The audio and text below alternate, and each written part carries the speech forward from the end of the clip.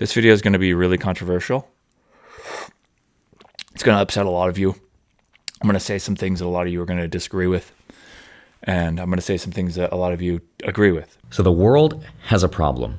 We're not having enough kids, especially in the richest of countries. And this is something that could have huge effects for our economy, our society, and our future.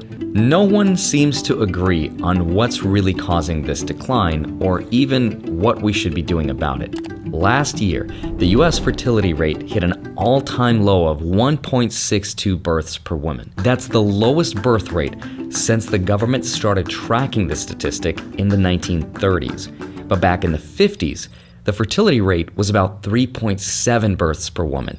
What's the marriage rate? Marriage, at least in the US, isn't what it used to be. Over the past 50 years, marriage rates nationwide declined by 60%. 40% of US children are now born to unmarried mothers, twice as many as in 1980. So that's not good. But that would be one reason why people are not having a kid. But it gets even worse when you zoom out and you look at the global picture. According to the Pew Research Center, population growth is projected to flatline by the year 2100. And in some countries, it's already happening. South Korea's fertility rate, for example, dropped to 0.72 in 2022, the lowest in the world. To put that in perspective, that's less than half of what's needed to maintain a stable population. So if this trend keeps on going, South Korea could see its population cut in half in just a couple generations. So the other question is, what's causing people to have less kids? Some argue that it's because women have more freedom and more women are pursuing higher education and careers. And as a result, they're waiting longer to have kids, or they're choosing not to have them at all. And some people say it's the rise of dinks or dual income, no kids households. Some people argue it's the decline of religion or the decline of religion is all correlated with it. If people aren't getting married, religion encourages marriages. And decline of religion, of course. Also, in some religions, birth control is considered taboo. Or the decline of fertility rates thanks to the chemicals and pesticides that's in our food. But regardless of A prolonged decline in male fertility in the form of sperm concentrations appears to be connected to the use of pesticides, according to a study published Wednesday. This was in 2023. Researchers compiled, rated, and reviewed the results of 25 studies of certain pesticides and male fertility and found that men who had been exposed to certain classes of pesticides had significantly lower sperm concentrations. Yeah, but does that mean it's from our food supply, or are these like farm workers that are inhaling pesticides? Or are these the people who work for pest control companies that spray it? Because that I could totally see. And as someone who wants to be a parent someday, I just want to know what's causing this to happen. And I also want to know, how expensive is it to... I'm pretty sure he's not married, so that would make him, instead of a dink, he'd be a sink. I think so. Why is no one having kids today as compared to just 20 years ago? And the truth is, there's a lot of different reasons. One US study asked people between the ages of 18 to 49 why they didn't want to have kids, and 56% said they just didn't want to. The other half said it was for a variety of different reasons, like medical, financial, having no partner, age, climate change, or their partner just didn't want to have kids. If this is really a reason why you're not having kids, you are a coward. I'm sorry, but you are. Or you're just ignorant and stupid. Partner doesn't want kids. If you want kids and your partner doesn't want kids, find a different partner. Of kids, and generally the state of the world. And one really surprising reason that kept showing up throughout all the different studies that I looked at across all the different countries was that trouble finding a partner was at 15% of the people surveyed, which is really weird considering the average person spends almost an hour a day on their dating apps. It's now a lot easier than ever before to meet people thanks to apps. I don't believe that at all. An hour a day on dating apps? There is absolutely no way. You know what this is? I guarantee this is people who use dating apps spend an hour a day on them. That's probably what it is. Apps like Tinder, POF, Bumble, eHarmony, and apps like that. But people also say, despite how easy it is to get a date, it's becoming a lot harder to find a partner for the long term to have kids with. And one of the reasons why is... I'm going to guess, comparison is a thief of joy. Because of the very same technology that was supposed to help us. In fact, Pew Research found that 75% of the people they polled said it was either very or somewhat difficult to find someone in the past year, either because they had trouble approaching them or that person didn't meet their expectations, leading to pretty grim statistics like 1 in 5 people lying about their age, 1 in 7 lying about their income, 1 in 8 lying about their job. 5 in 10 lying about what they lied about. I'm sure it's much higher than 1 in 8 and 1 in 7 there. That's one major reason why people aren't having as many kids, but there's another big reason: money. I wanted to know, how much does it cost to become a parent? And I found that raising a child in the US is expensive. Really expensive. It costs about $300,000 to raise a child to age 17. And this is such bullshit. It's a lie. I don't know where they're getting this number from.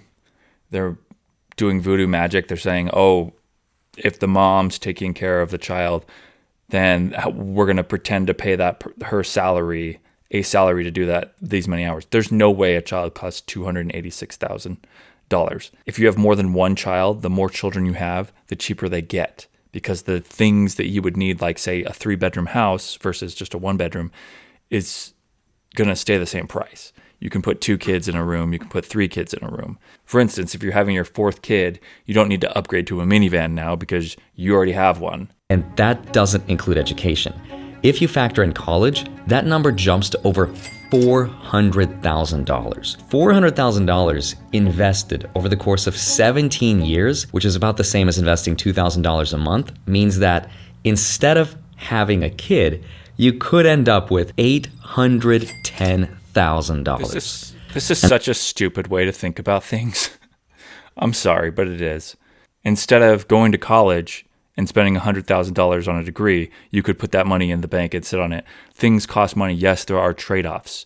But to sit there and compare a child to an investment vehicle is ridiculous. Another study found that parents raising just 2 children until they're the age of 22 would cost them an average of $750,000, including the cost of everything, factoring education and a bigger house for a bigger family. 64% of young adults who are not having as many kids as they'd like to say that it's childcare costs that are the major reason why. Childcare costs are growing at almost twice the rate of inflation. We can all agree that it's not getting any easier for millennials or Gen Z who are already struggling with student debt, high housing costs, stagnant wages, and record levels of credit card debt. And when I look at the overall big picture of how much the world has changed its mind about having kids in the last 20 years, it blew my mind. Back in 2003, 83% of people said they wanted to be a parent. Fast forward to 2024, and that number dropped to 51%. And it makes a lot of sense in a world where job security is no longer guaranteed, where owning a home seems like a dream for so many people, and where potentially the food we consume is impacting our fertility. And it's no wonder more and more people are questioning whether they want to bring a child into this world. So the next question I had is, so what? It seems like a personal choice whether to have kids or not, and if some people can't afford to or they don't want to have kids, then we should all respect it, and I still think that. But I also wanted to know, what happens if this trend continues? 99% certainty you will regret not having kids. People cope later in life and say, no, it's fine, I'm good, look at me, look at everything's amazing. But you don't know how you're going to feel when you're 60. You don't know how you're going to feel when you're 70. And so it's not something you can go back on. Birth rate declines. Less young people will enter the workforce, and that makes it harder for companies to find employees. And this could lead to what's called a labor shortage. And Japan is a really good example of this. In Japan, nearly 30% of the population is now over the age of 65. With only about 2 working age people supporting each retiree. Now, to put that in perspective, a healthy balance would be around 4 workers for each retiree. But when there's only 2 workers for every retired person, the financial burden on the working population has to increase. It means more people having to contribute more to Social Security and pensions, which can lead to higher taxes and reduced benefits. And this could also lead to more labor shortages. And when there's not enough workers, companies are forced to automate their jobs, which is usually not a good thing for the workers. Or they have to... Okay, so if they're automating this stuff, won't the profits increase for the company? And if they're getting the same amount of productivity, wouldn't they just be able to tax the companies more? This is what I don't really understand about the whole, like, labor. When people work, they're only working because they are fulfilling a task and a job that needs to get done. If you have robots doing this, then those things get done. So there's values, the same amount of value is created to the end user. So wouldn't we just tax the corporations more in this case? Tax the means of production? That's what you're doing when you're taxing labor. You're taxing the means of production. I am a robot when I'm working in an assembly line.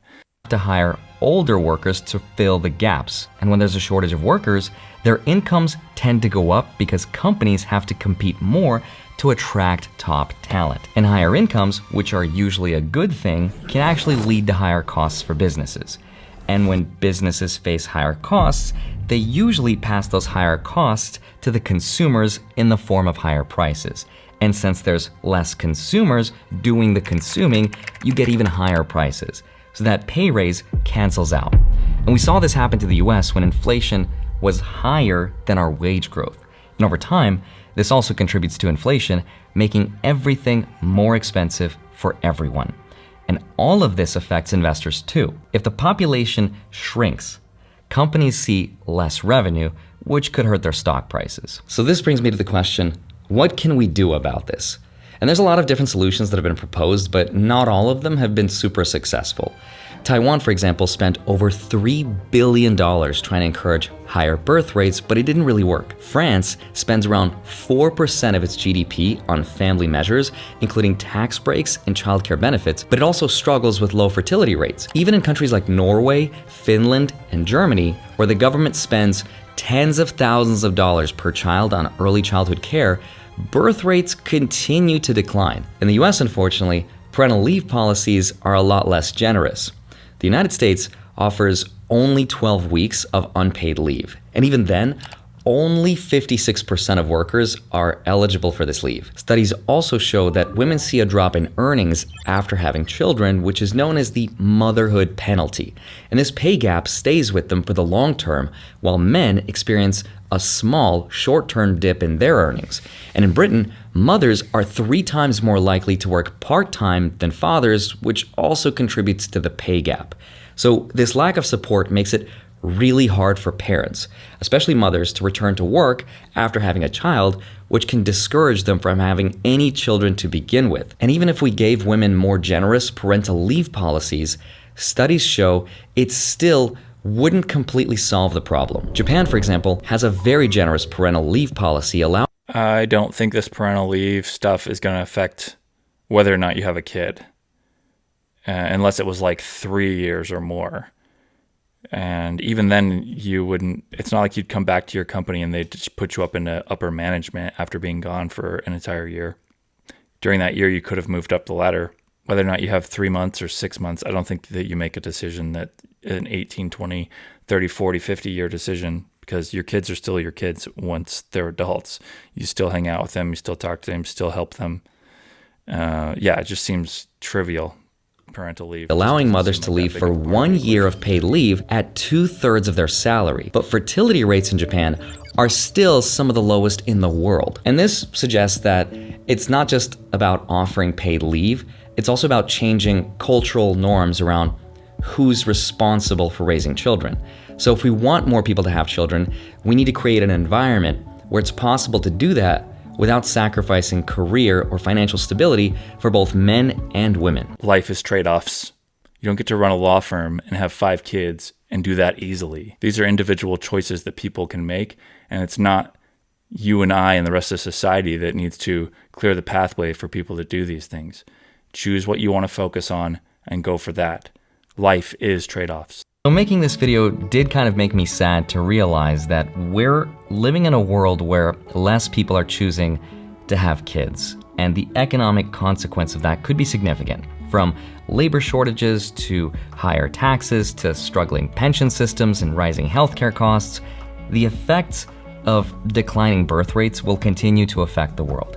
It's a very complicated problem, and there's no easy solution. Having kids is not really a requirement for being happy. A survey in Britain found that a mother's happiness level will go up leading up to the years of giving birth, then they'll peak at birth, but then they'll go back to normal 1 to 2 years after giving birth. In the United States, they ran a similar survey.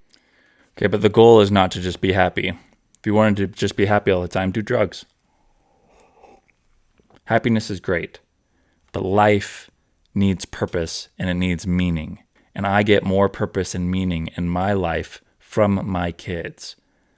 Whenever I'm feeling existential dread, I think, wow, this would be much worse if I didn't have them. And this is not unique to me. 99% of parents will tell you the same. Survey, and they found 82% said that being a parent was really enjoyable, but 29% also said it was extremely stressful most of the time. In fact, most people surveyed said when it comes to their happiness, only 26% said having kids was important to their happiness, while over twice that amount of people, 61% said it was just having close friends. But most people said it was about having a fulfilling career and a life that contributed most to their overall happiness. And that doesn't really surprise me. When I first started investing in 2014, I started hearing about this term called DINKs, which stands for dual income, no kids, or couples that are super focused on their careers, which has allowed them the freedom to save up a bunch of money, to invest it, and then travel to see the world and live stress-free. In fact, the Census Bureau found that DINKs, if you think not having kids is going to give you a life of you'll have less stress, but you're not going to live a life stress-free. You're still going to have issues. You're still going to have problems. That Dink video, for instance, this guy was bragging about how, oh, look, I can do beehives. It's like, do you think people with kids don't have hobbies? Do you think people with kids don't have fun? I take my kids skiing every single year, multiple times, and snowboarding. I just got back from a baseball game with my son. People with kids have fun. People with kids have a life. I went to the Falling in Reverse concert with my friends just 2 weeks ago, and the week after that, I went to Air Supply concert with my wife. Like, this idea that because you have kids, suddenly your life is over is ass backwards. It's not true. You have more things going on in your life. You will be busier. You'll have more things going on. Saved an average of 9% more compared to those with a dual income and with kids. And they were also found to have a higher median net worth. It makes a lot of sense to me why people are choosing to have less kids right now, especially because now it's a lot more socially acceptable to do that than it was before. This is just one snapshot in history. It's just one frame of reference at this moment in time. And that will change, just as it was different 20 years ago.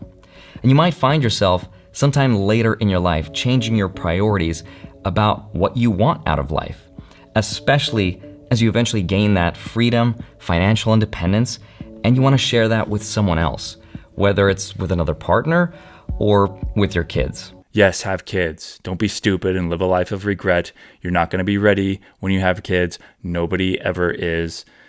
Just do it and learn along the way. You'll be fine. Your ancestors did it, and look what they got.